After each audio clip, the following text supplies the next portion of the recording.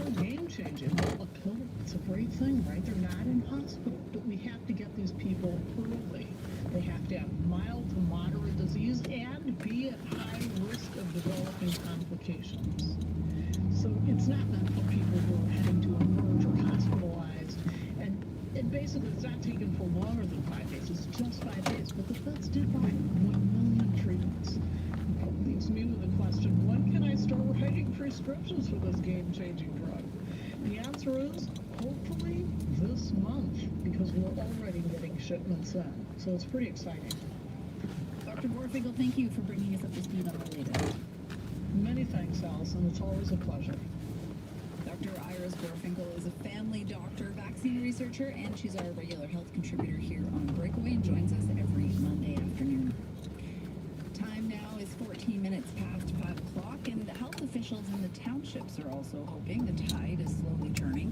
The CIS Estrie held a news conference today to provide an update on the COVID-19 situation in the eastern townships. The health board says the number of employees unable to work because of COVID-19 is slowly decreasing, which gives some hope that hospitals will soon be able to welcome back more non-COVID patients. Sean Champigny is the Assistant Director of Human Resources.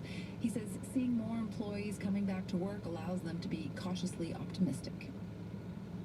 Essentially, between Christmas and New Year's, we had many people at the same time every day that had to be taken out of work because of COVID positive.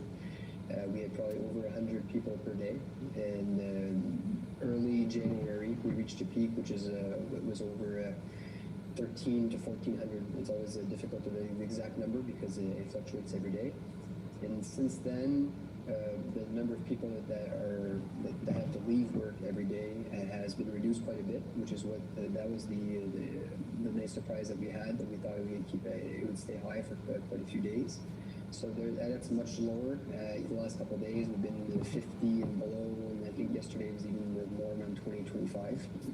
And those people that were leaving between years and early January, they finished their 10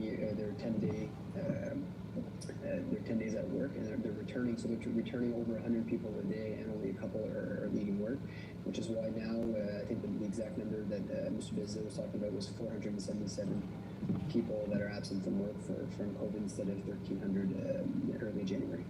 Sean Champigny speaks for the Estrie Regional Health Board.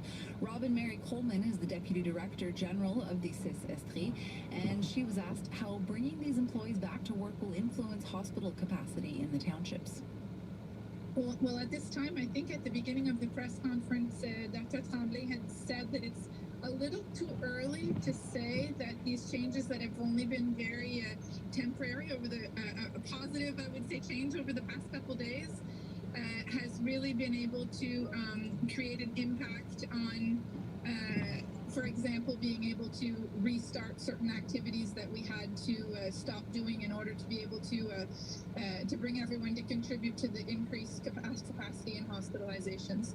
So we're kind of hoping that, first of all, this keeps going in the right direction. And if so, as we have the capacity to restart certain activities that were stopped, we're going to do so. Like you might have seen in the news last week that we added an extra day to one